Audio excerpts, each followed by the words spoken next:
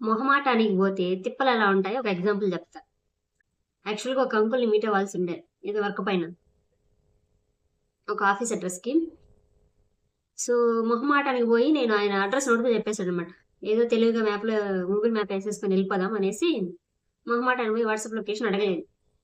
ఆయన షేర్ చేయలేదు. ఇంకా అప్పటికే లేట్ అయిపోయింది బాగా. 10 మినిట్స్‌లో ఇక్కడ ఉండాలన్నాడు. సరే వెళ్ళాను. ఆ అడ్రెస్ ఏమో సౌత్‌లో ఉంది. నన్నేమో నార్త్‌లో ఎత్తుకొని వదిలిందనమాట. అక్కడికెళ్ళి ఫోన్ చేసి అడిగితే, "అయ్యో! ఆ అడ్రెస్ కాదమ్మా రాంగ్ అడ్రెస్‌కెళ్ళిపోయావు. తెలియకపోతే అడగాల్సింది కదా!" అన్నాడు. మనకేమో మొహమాటం అడగలేదు. సరే ఇంక అప్పటికప్పుడు వాట్సాప్ లొకేషన్ షేర్ చేసుకొని స్టార్ట్ అయిపోతే గట్టిగా వర్షం అనమాట. ఇన్ని దరిద్రాల్లో అదొకటి. మొబైలు బండి స్టాండ్‌లో పెట్టుకుంటది కదా! అది కూడా తడిసిపోతుందనమాట. ఎలాగోలా తడుచుకుంటూ ఎళ్ళిపోయాను. అక్కడికెళ్తే లెఫ్ట్, రైట్ ఒక స్ట్రీట్స్ ఉన్నాయి. ఆ స్ట్రీట్స్‌లో ఆఫీస్ నేమ్ అడిగితే ఎవడో తెలీదంటున్నాడు. అరే! ఈ అడ్రెస్‌లోనే కదా కరెక్ట్‌గా వచ్చాం గదా! ఇక్కడ ఎవరికీ తెలియకపోవడం ఏంటి అని తిరిగి అక్కడ తిరిగి, ఇక్కడ తిరిగి వాళ్ళనడిగి, వీళ్ళనడిగి ఇంత ఎందుకు డైరెక్ట్‌గా ఆయనకే కాల్ చేయొచ్చు కదా! ఆహా! అడ్రెస్‌కొచ్చి మళ్ళీ దీనికి కూడా తనకలాడుతుంది ఏంటా అనుకుంటారని ఆయనకి చేయలా.